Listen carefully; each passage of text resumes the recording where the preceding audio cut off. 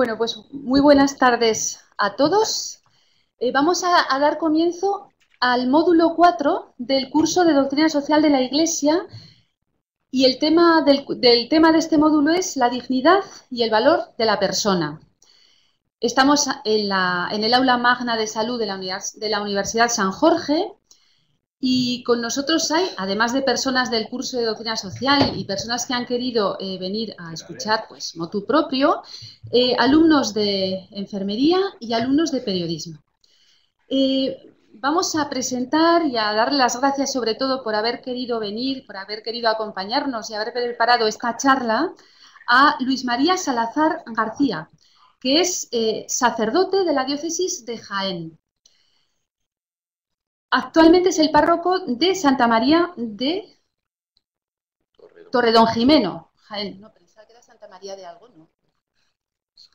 Santa María, simplemente, de Torredonjimeno, Jaén, y es el delegado del apostolado seglar de la diócesis.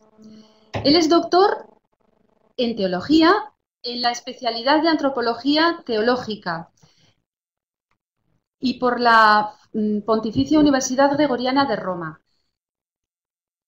También es profesor en la Facultad de Teología de Granada y es profesor también en el Seminario Diocesano de Jaén. Quiero destacar también, pues porque es una maravilla de libro, su libro que resume en parte su tesis doctoral, se llama Personas por Amor, un diálogo con la obra de Juan Luis Ruiz de la Peña, sobre el pensamiento teológico de Juan Luis Ruiz de la Peña. Es un libro que está editado en la Fundación Munier, en la colección Persona Seria Académica, pues por si a alguien le interesa. Bueno, pues sin más, no me extiendo más, le vamos a dar la palabra y vamos a escucharle atentamente. Muchas gracias, Luis María. Pues muchísimas gracias, Carmen, por vuestra acogida, por tu acogida y por tu presentación. Gracias a vosotros porque a esta hora intempestivas en España, imagino que en otros lugares más adecuadas, a estas horas intempestivas pues habéis decidido hacer algo distinto de echar la siesta y venir a escuchar la conferencia o la presentación que voy a intentar hacer. Espero que os merezca la pena. Siempre podríais hacerlo simultáneamente, venir a la conferencia y echar la siesta, pero preferiría que no, sobre todo para no dañar mi autoestima. La presentación que se me pidió hablaba de la dignidad y el significado de la persona humana en el contexto de la doctrina social de la Iglesia, con lo cual habría que hablar de tres cosas. Uno, ¿cuál es el significado de la persona? ¿Qué significa decir que alguien es una persona?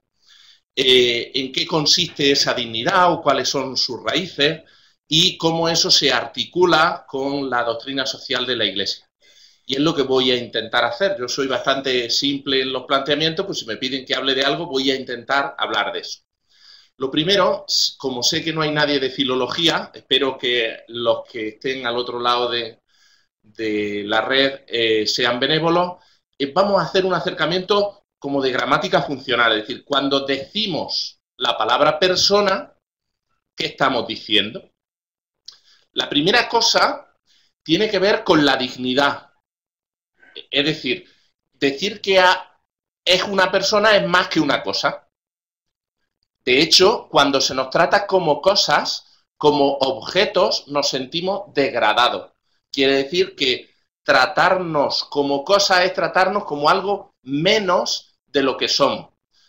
Ojalá tuviéramos la misma sensibilidad cuando nosotros tratamos a los demás como cosas, como objetos. Es lo primero. ¿Y qué afirmamos cuando decimos que alguien es una persona? Pues que tiene un valor absoluto en tanto que individuo humano concreto. A ver si con un ejemplo soy capaz de ilustrarlo. Hay alumnos de periodismo. Imaginaos el siguiente suceso. Un avión con 300 pasajeros pierde los motores y bueno, pues está condenado a estrellarse y por una hábil maniobra del piloto, en vez de caer sobre un edificio de un colegio, cae sobre un río. Y cae de tal manera que no muere ninguno de los tripulantes. Tan solo, pues bueno, un muchacho que estaba pescando en la orilla del río, pues verdad que queda arrollado, pero se salvan los niños del colegio, se salvan los pasajeros del avión. Os invito a que pongáis un titular de esa noticia. No sé si os atrevéis a alguno. Aunque no se oiga, yo lo repito. Venga, ¿no os atrevéis? Eso cuenta, que no ponen titulares todavía, cuenta en la asignatura. Bueno, pues, entonces queda todavía un curso, o ya este es el final. Este es el final. Entonces, yo imagino que no os parecería mal la hábil maniobra del piloto salva 2.000 personas. Entre ellas 1.500 niños que estaban en el colegio. ¿Valdría? Luego hay que hacerlo más eufónico. Ahora cambiamos de oficio y en vez de ser periodistas somos vendedores de periódico. Y vamos a intentar la ardua tarea de venderle ese periódico a la madre del niño que pescaba en el río. Difícil, ¿verdad? Difícil. Porque para su madre, el que se hayan salvado 2.000 personas es algo hermoso. Pero el que haya muerto su hijo no es comparable. 2.000 no son más que uno, porque ese uno es su hijo.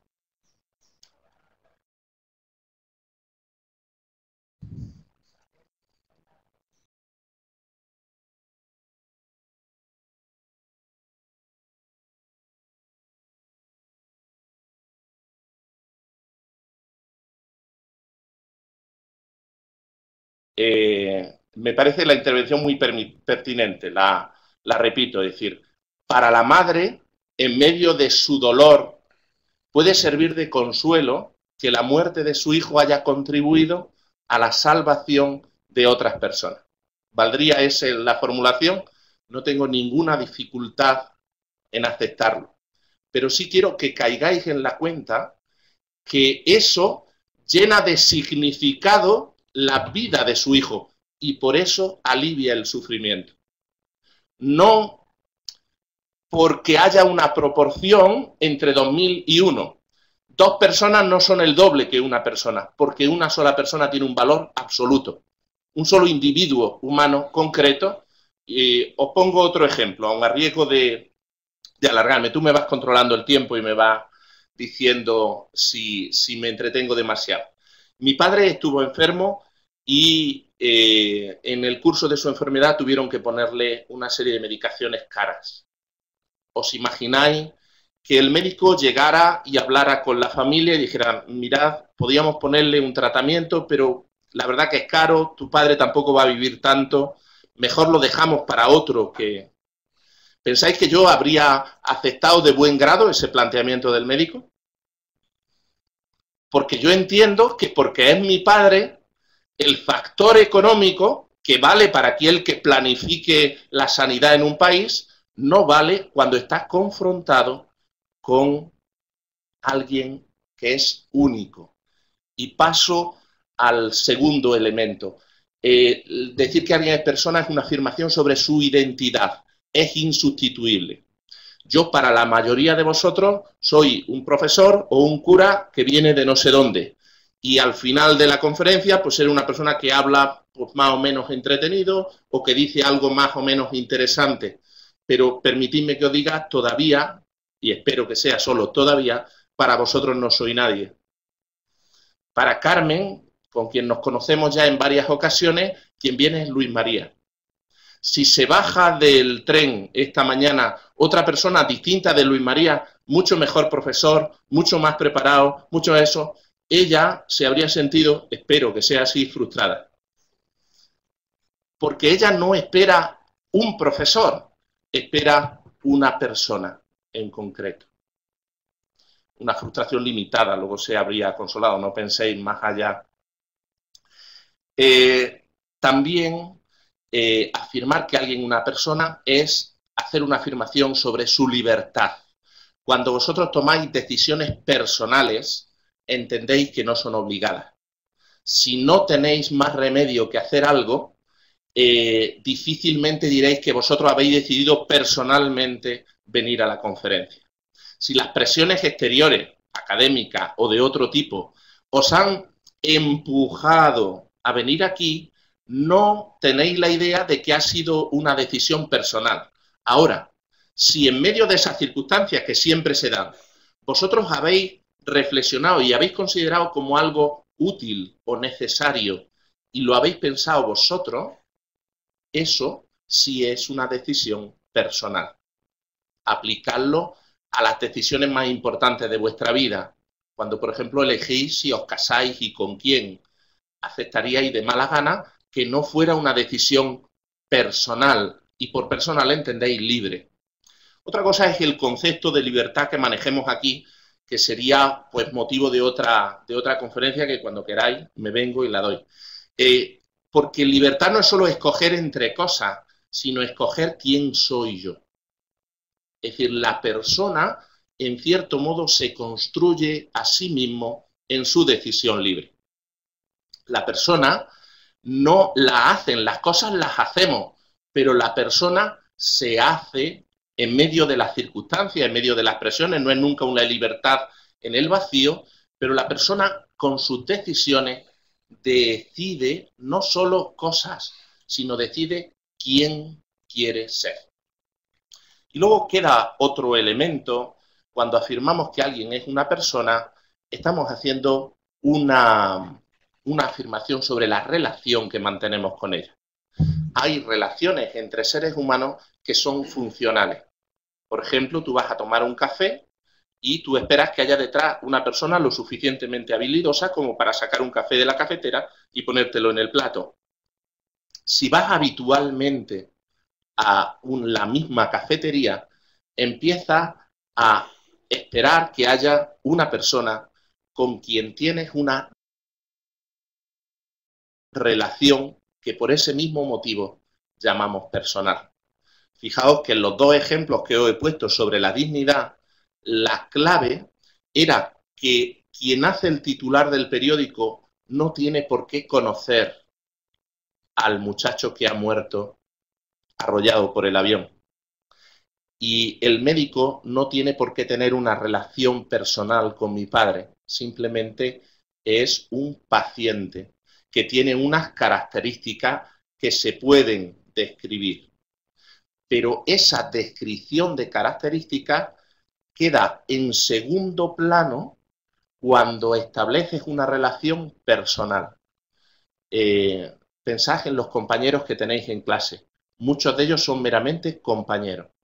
Hoy han venido muchos o pocos de vuestros compañeros a la clase. Pero si hay alguien con quien tenéis una relación personal, ha venido Carmen o Luis o José María o Víctor. Ha venido alguien en concreto. Pues de estas cuatro afirmaciones, quizá la que tiene más relevancia es la primera, es la afirmación sobre la dignidad de cara a la doctrina social de la Iglesia. Pero yo sostengo que solo es posible la afirmación de personas a partir de la última, a partir de la relación. Solo se es alguien, solo se es persona, porque eres alguien para alguien. Con lo cual, el problema con el que nos encontramos en nuestra sociedad es que hay mucha gente que no es nadie para nadie. Y de pronto, todas las cosas maravillosas que decimos o podemos decir sobre la persona le dejan de ser aplicables. Y dejamos, yo no aceptaría de buena gana que hubieran dejado morir a mi padre por una medicina más o menos cara, pero dejamos que por medicinas que valen 50 céntimos o 1 euro muera multitud de gente porque no son nadie para nadie. O dejamos que, qué sé yo, una multinacional haga pruebas de no sé dónde que generan daño al conjunto de los habitantes de la zona porque los habitantes de la gente de la zona no son nadie para nadie, o para nadie que tenga poder. O, por ejemplo, la discusión del aborto adquiere en nuestra sociedad otro color, porque si el no nacido no es nadie para su madre, ¿para quién va a ser alguien? O el anciano que ha perdido su conciencia porque está afectado por Alzheimer y deja de ser nadie para los demás, su valor como persona, su dignidad como persona, socialmente se diluye. Lo dejo ahí, aunque parezca una barbaridad, porque esto lo retomaremos al final. Nos vamos al contexto de la doctrina social de la Iglesia, la DSI que tenéis ahí por abreviar, pero siempre será doctrina social de la Iglesia, no responde a otra sigla.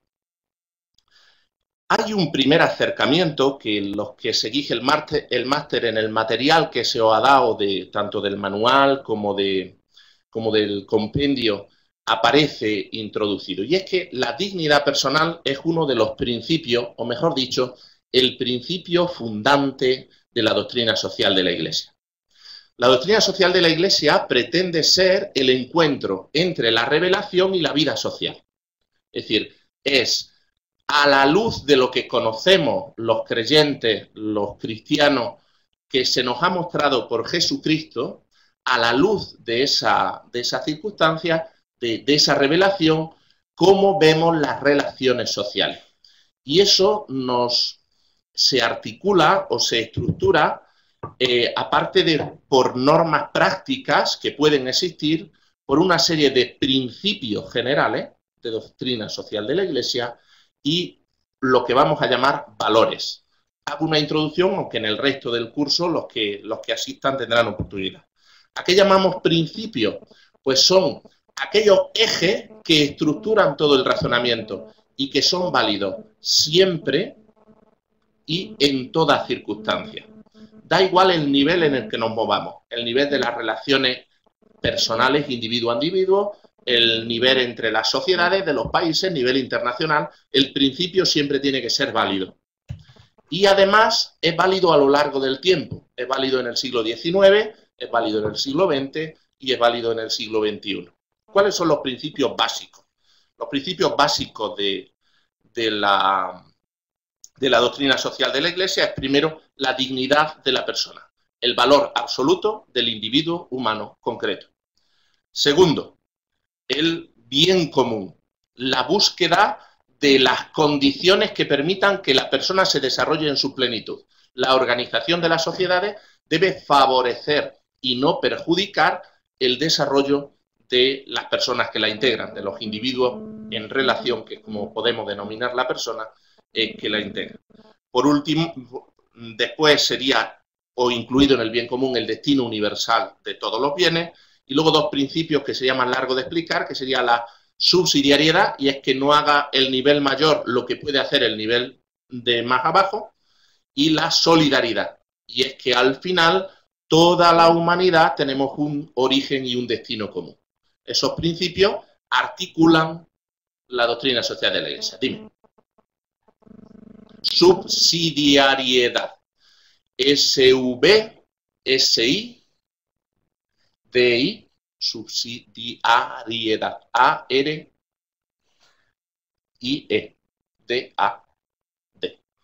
Bien, subsidiariedad. Es que eso de ser andaluz tiene sus dificultades, yo lo reconozco. Bueno, pues esos serían los principios. Y a veces la doctrina social refleja la dignidad absoluta del ser humano como el principio fundante. A veces, prácticamente siempre. Es el principio del cual brotan todos los demás. Y es que nunca una sociedad se puede construir contra una persona. Nunca se puede, para salvar a algo, condenar a alguien. Nunca se puede poner la persona al servicio de las cosas. La persona puede ponerse al servicio de los demás, pero tú no puedes utilizarla, manipularla, porque sería negarle su dignidad. Mejor dicho, Sí puede, pero está muy mal. Y luego aparecerían los valores de la doctrina social de la Iglesia, que son el objetivo que se pretende conseguir con estos principios: la verdad, la libertad, la justicia, el amor. Como expresión de esta dignidad personal que está en la doctrina social de la Iglesia estarían lo que llamamos derechos humanos. Claro, los derechos humanos están muy presentes en la doctrina social de la Iglesia, pero a lo mejor no significan exactamente lo mismo que lo que se entienden en nuestras sociedades como derechos humanos. En el sentido de que cuando nuestras sociedades o nuestras instituciones hablan de derechos humanos, habréis oído que son de primera, segunda, tercera e incluso cuarta generación.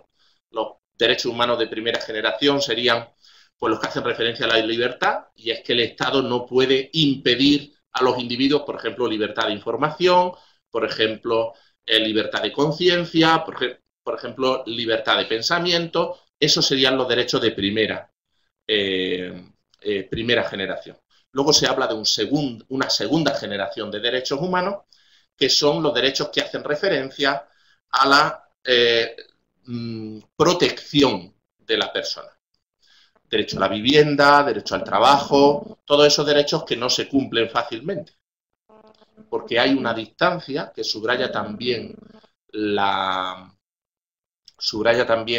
doctrina social de la Iglesia entre lo que los papeles dicen y lo que luego se hace. Una cosa que dirá la doctrina social de la Iglesia es que la formulación de derechos sin su contrapartida en deberes es una formulación vacía. Es decir, solo son posibles la realización de esos derechos que se formulan si hay la contrapartida de quien tiene el deber de proteger esos derechos. Un poco para distender la cosa, en Andalucía, pero imagino que en los servicios sociales, de los servicios de salud de toda España funciona igual. Hay una carta de derechos y deberes del enfermo. Salen unos 30 y tantos derechos y unos 10 deberes. No sé si a vosotros sale la cuenta, a mí no. Porque ¿cómo puedes exigir 33 derechos que no hay quien tenga que cumplirlos? O mejor dicho, que los mismos que tienen que cumplirlo sienten que tienen el derecho a que tú lo hagas por él. Con lo cual, una cierta contrapartida, como en los asientos contables, tiene que haber siempre, por si hubiera alguien de administración de empresa, en los asientos contables siempre todo asiento tiene que tener su contrapartida. Pues derechos y deberes tienen que ir, en cierto modo, con contrapartida. Incluso hay quien dice que los derechos de primera y segunda generación entran en conflicto, porque si en los primeros dice que el Estado no puede obligar a la gente a hacer determinadas cosas, por ejemplo, a dar trabajo, es imposible cumplir que todo el mundo tenga trabajo. Si yo no puedo obligar al que tiene una vivienda vacía a que la alquile, no puedo cumplir que todo el mundo tenga una vivienda, aunque sea en alquiler. Si yo no puedo obligar, entonces eso hace que mientras los derechos de primera generación están bastante protegidos legalmente en nuestras sociedades enriquecidas, los derechos de segunda generación están solo formulados y nadie puede ir al tribunal a exigir que se cumpla la Constitución, que dice que todos los españoles tienen derecho al trabajo. Hay 6.000 personas que podían presentar una querella, no sé si civil, criminal o medio pensionista, contra un Estado que no cumple la Constitución, y sin embargo no pueden hacerlo, no son exigibles precisamente por ese conflicto. Luego habría tercera generación, que es lo que hacen referencia a la cooperación, la paz, que eso ya ni os cuento, y la cuarta generación, que son lo que llaman derechos tecnológicos, que todo el mundo tiene derecho a conexión a Internet. En nuestro mundo, donde hay una buena proporción de gente que no tiene luz eléctrica, argumentar los derechos de cuarta generación parece casi un privilegio de estómago bien repleto. ¿Cuáles son los contemplados en la doctrina social de la Iglesia? Pues habla que los derechos, los que son verdaderos derechos, deben ser universales para todos, inalienables, no se pueden quitar y además uno no puede renunciar a ello. Eso es algo que ocurre, por ejemplo, con el derecho a la vida. Yo no puedo voluntariamente causarme daño de un modo gratuito. Si no es por un bien mayor, si no es por algo que verdaderamente merezca la pena, el dañar la propia vida o ponerla en riesgo iría contra la doctrina social de la Iglesia, aunque lo haga yo libremente. Y luego aparecería también derechos relacionados con la libertad, con la vida, con la familia y especial significado, tratándose la doctrina social de la Iglesia de algo relacionado con la religión, el derecho de libertad religiosa, que fue muy controvertido en la época del concilio, del cual cumplimos 50 años, pero que gracias a Dios se abrió camino cada vez más claramente entre los cristianos. No se puede ser cristiano a la fuerza, pero tampoco te pueden obligar a no serlo a la fuerza. Hemos hablado que la doctrina social de la Iglesia sería un principio, la dignidad de la persona sería un principio de la doctrina social de la Iglesia, pero es algo más. Es el marco donde la doctrina social de la Iglesia es posible. Si hemos dicho que la doctrina social de la Iglesia es el intento de que la revelación tenga una repercusión social, el encuentro entre la sociedad y la revelación, intenta dialogar no solo con los que son cristianos convencidos, sino con los que compartan con nosotros determinados principios, con los que tengan un marco común al nuestro. Y resulta que este marco común es el reconocer la dignidad absoluta del ser humano. Cuando se habla de derechos humanos, hay dos posiciones. Unos que piensan que los derechos son, y el Estado o la ley puede reconocerlos, pero ya existían antes de ser reconocidos, en lo que se llama, no tenéis que aprenderos la palabra, la postura justnaturalista, es decir, de derecho natural, en la cual se sitúa sin pudor la doctrina social de la Iglesia, y hay otra postura que es lo que sería, que podemos llamar de derecho positivo, y es que uno no tiene más derechos que los que diga la ley. Y la ley no tiene que estar sometida a más criterios que el consenso o la fuerza de los votos. Quiere decir que tú no tienes más derechos que los que estén escritos en una ley. Pues lo que ocurre es que hay determinadas leyes y determinadas situaciones donde esa dignidad absoluta del ser humano no es para todos, donde el que uno se le conceda o no dignidad personal, se le reconozca o no el derecho a la vida, se le reconozca o no el derecho a la libertad, depende de dónde hayan nacido, de si han nacido o no, de qué pasaporte tenga, de qué del mundo del periodismo. En una guerra mueren 100.000 somalíes y muere un periodista español. ¿Cuál es la portada? Porque el español tiene un valor absoluto, se le reconoce su dignidad personal porque tiene un pasaporte de la Unión Europea. Doloroso, pero así es. Hablaba antes de la identidad. Hay algo que es muy gráfico. La gente que viene, los que llamamos normalmente sin papeles, con una expresión que ya de por sí es cruel, porque sin papeles quiere decir sin identidad. En sus tumbas hay un número de expedientes. Hay un número de expedientes, los que recogen porque se ahogan en el mar y no hay facilidad para identificarlo, simplemente hay un número de expedientes por si alguna vez alguien quiere saber eso, pues tiene que ir a ese expediente que está en un archivo de... Pues para sus familiares, él también era alguien único, era su hijo, era su padre, era su hermano. Y sin embargo, entre nosotros, pensad, hace 8 años, en España hubo un gran revuelo por la identificación de una serie de cadáveres. Un avión cae y el Estado, de un modo negligente, los entierra con nombres distintos de los que tienen. Cogió los nombres, cogió los cadáveres y a cada uno le puso uno, y eso se consideró un gran escándalo, porque cada uno tiene derecho a enterrar a su difunto, porque es único. Eso tiene mucho que ver con lo que hablamos de dignidad, de identidad personal. Eso, para muchísimas personas en el mundo, está negado directamente. No se hace ningún esfuerzo para identificarlo, porque se supone que es muy difícil.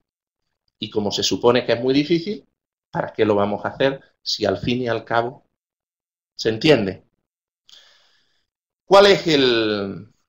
Esos serían temas de hecho, pero es que hay alguien que se lo plantea también teóricamente. Los que pertenecéis al ámbito de la salud os encontraréis cuando veáis ética con un tal Singer, o Singer, depende quién lo pronuncie. Es una de las personas que tienen más influencia ahora mismo en la ética sanitaria, y lo tienen porque él se ha planteado muy a fondo, con una solución que yo no puedo compartir, pero se la ha planteado realmente a fondo el tema del sufrimiento.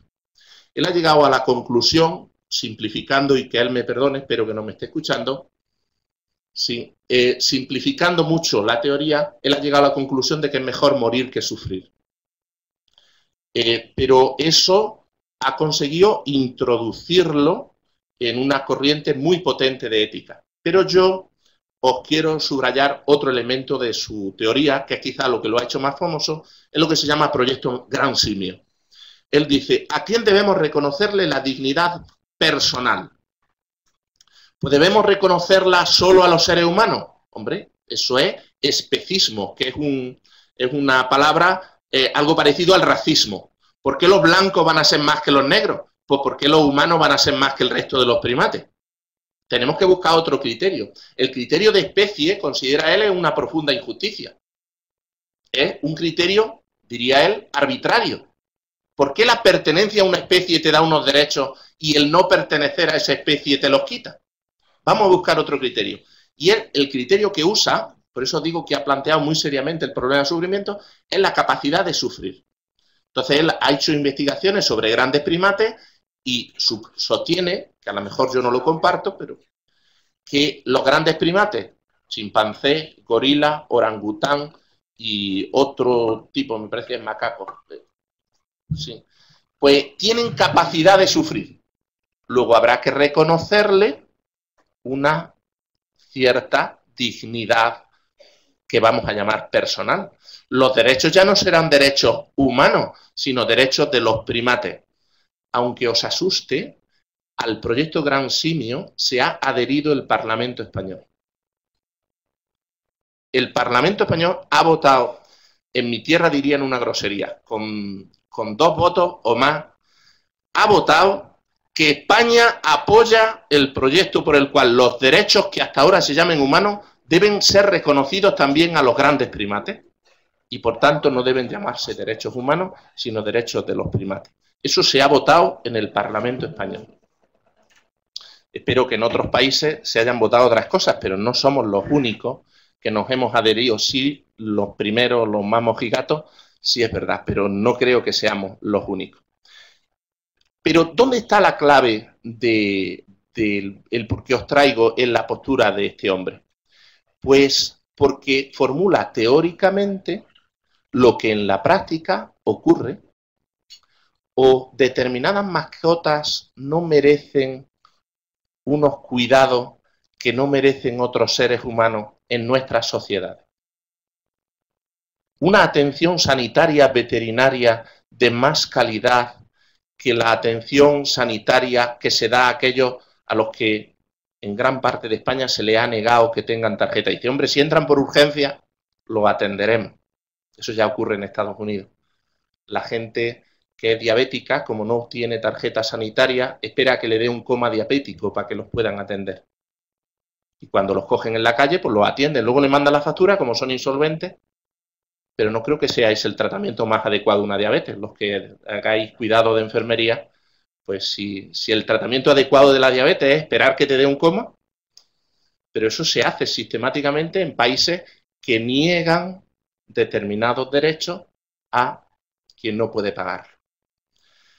Entonces, Y ya voy recogiendo un poco, no sé qué tiempo nos queda. 20 minutitos aún todavía. Bueno, lo que ocurre es que ese escenario, que hasta ahora era práctico, es decir, había gente que no reconocía derechos a otros seres humanos, se empieza a convertir en un marco teórico entre nosotros. Por ejemplo, que los no nacidos son individuos de la especie humana, eso es un consenso científico sin fisuras. Pero el que sean individuos de la especie humana no genera un mismo consenso en que deba concederle dignidad personal, por lo tanto valor absoluto. ¿Cuándo se lo conceden? Si la madre lo desea. Volvemos al tema de la relación. Cuando hay alguien, la madre sí tiene dignidad humana reconocida, reconoce a otro, ese otro adquiere dignidad humana. Pero si la madre niega esa dignidad, rompe ese vínculo, este no lo tiene por sí mismo. Acaba siendo solo un conjunto de células.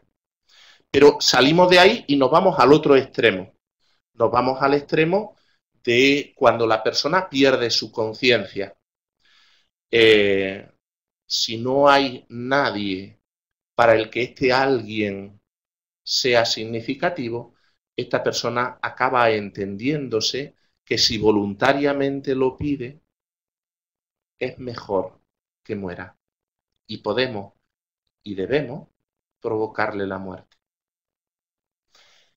Por meter otro elemento, podría valer esta anécdota que la habréis leído alguno de vosotros.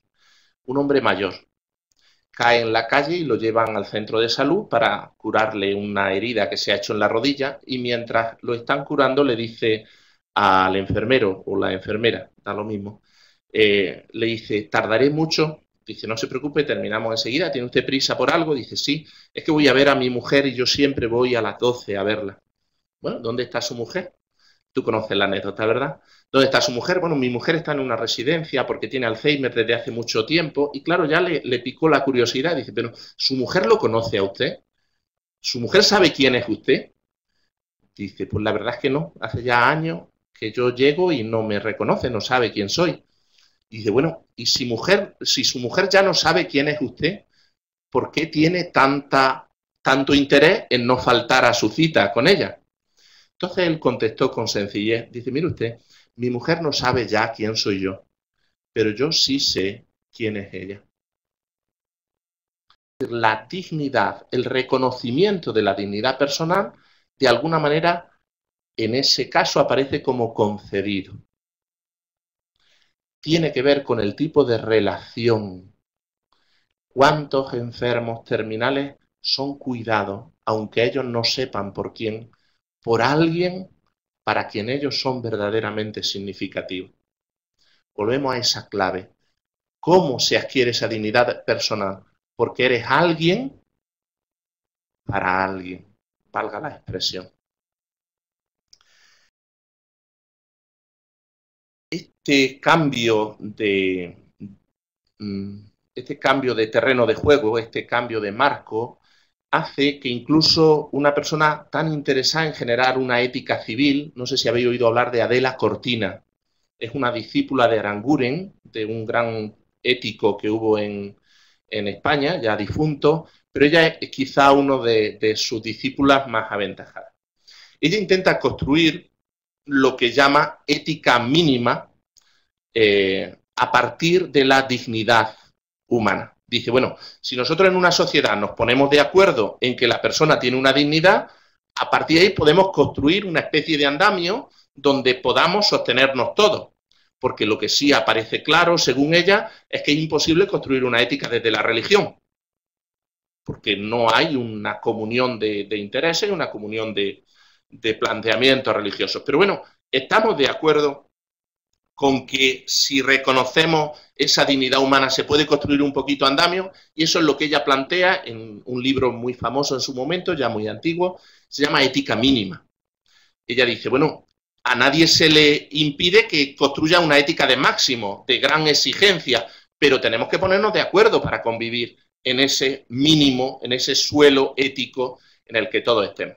Pero es que resulta que esta ética mínima ha perdido su punto de apoyo, porque ya lo que era su fundamento no es compartido. No a todos se les reconoce esa dignidad. Tendría tres problemas, entonces, esta ética civil. Primero, la universalidad.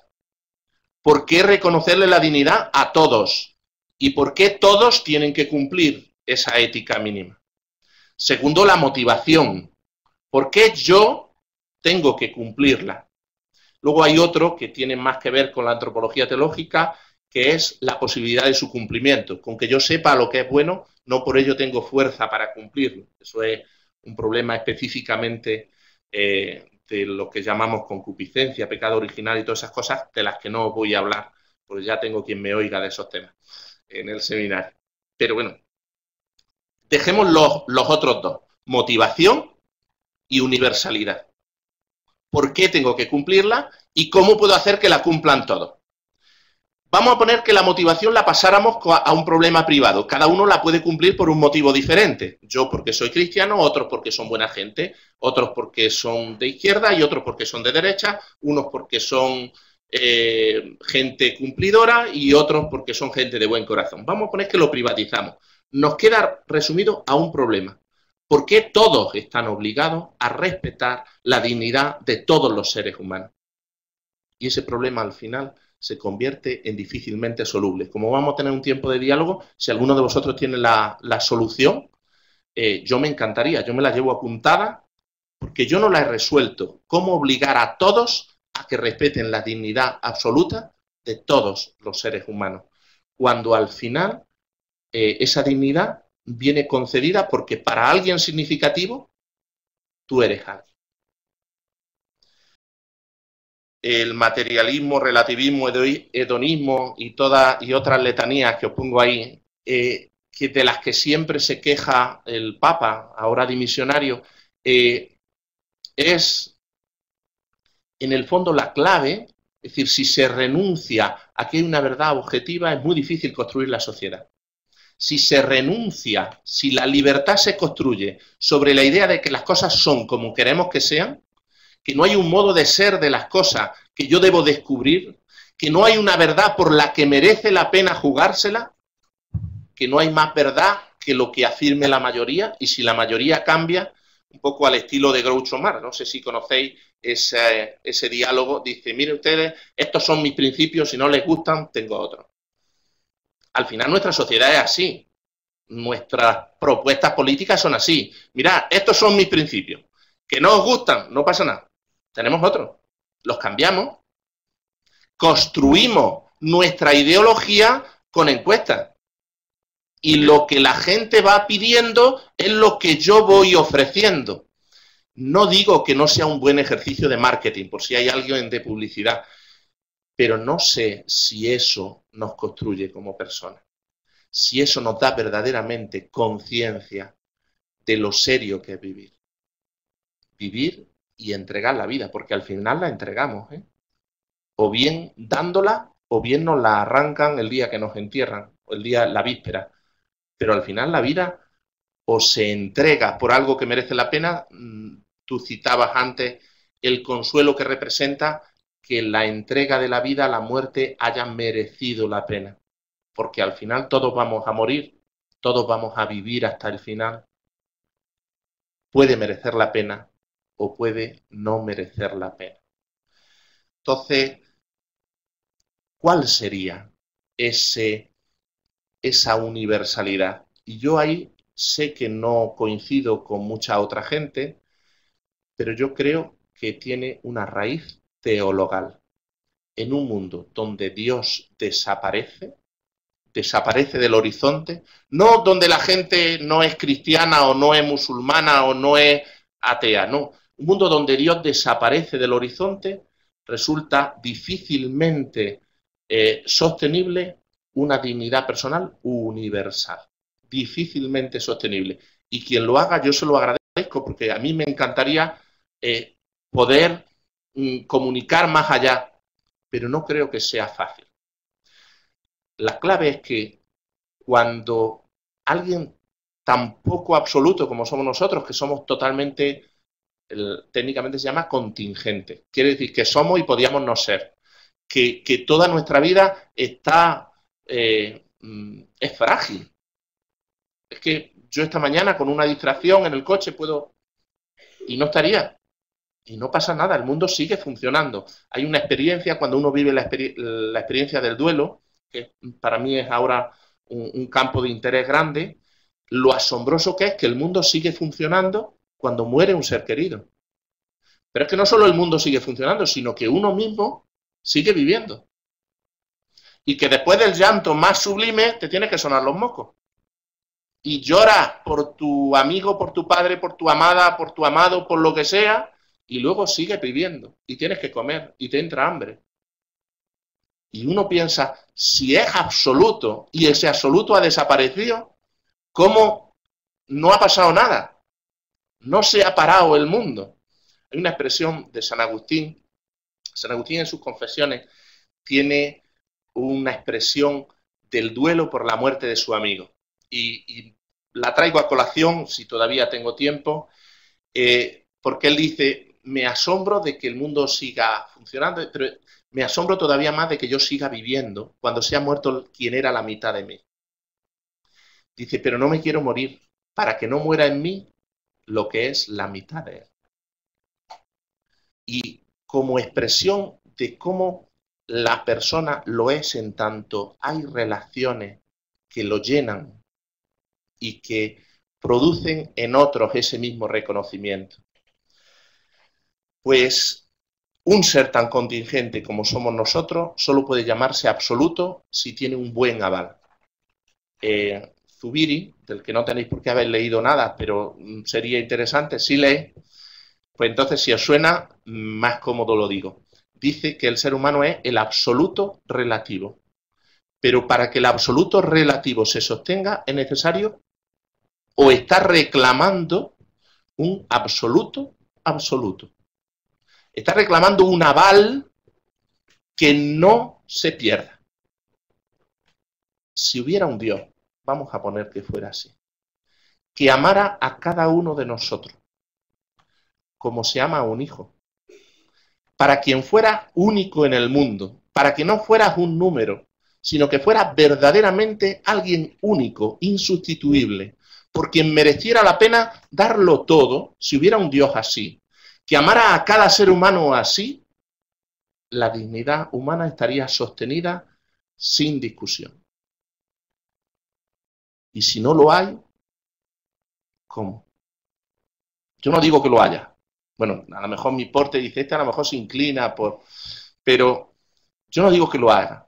Pero si lo hay, tu dignidad, sean cuales sean tus circunstancias, porque no depende de tus cualidades, no depende de tus capacidades, no depende de que apruebes o no apruebes la biofísica, no depende... No, tu dignidad está por encima de todo y sostenida sin discusión.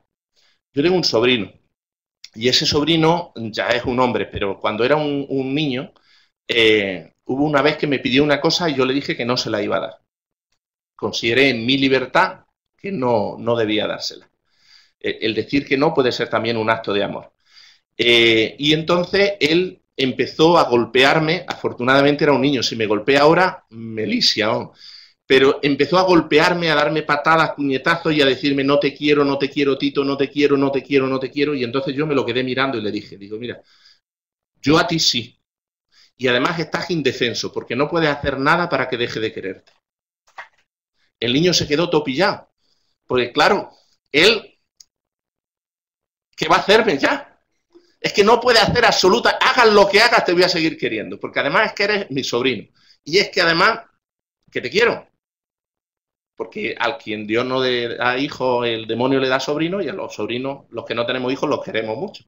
Es decir, y no puede hacer nada, está absolutamente indefenso. ¿Y si esa indefensión la tuviéramos delante de un Dios que te amara así? Que no puede hacer nada para que deje de quererte. Que puedes matar a su hijo y él te seguirá queriendo. que puedes olvidarlo y Él no se va a olvidar de ti, que puedes apartarte definitivamente de Él y Él tendrá siempre la esperanza de que vuelva.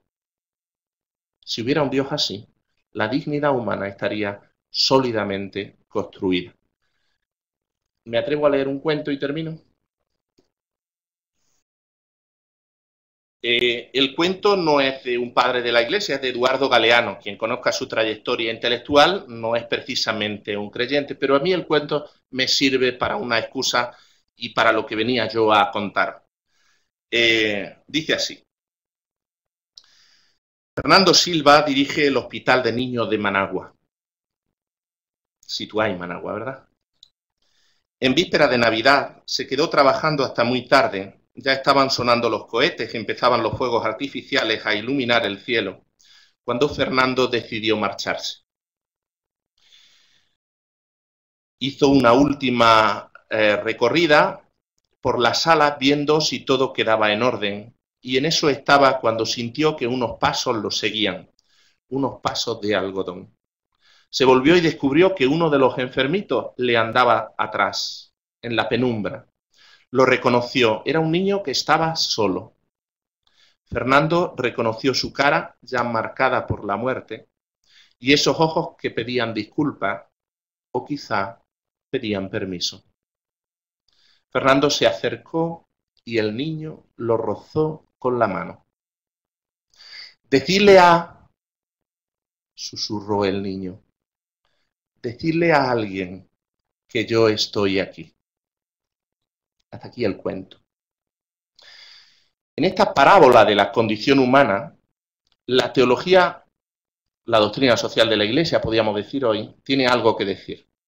Una palabra que no puede silenciar sin traicionar su más genuina misión, y es que hay alguien con mayúscula que sabe que estás aquí.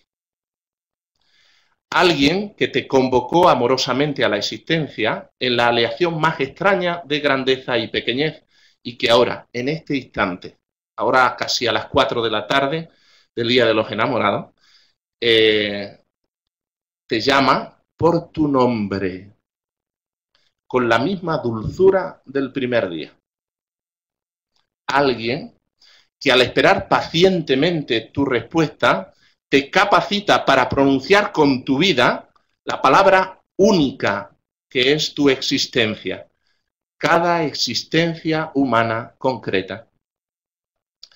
Alguien que al acoger tu palabra vida, la retiene por siempre en su memoria, haciendo que resuene eternamente a coro junto con su propia palabra vida, con mayúscula, pronunciada carnalmente en un cántico nuevo, resucitado. Y eso es lo que yo quería deciros, salvo que queráis que diga algo más.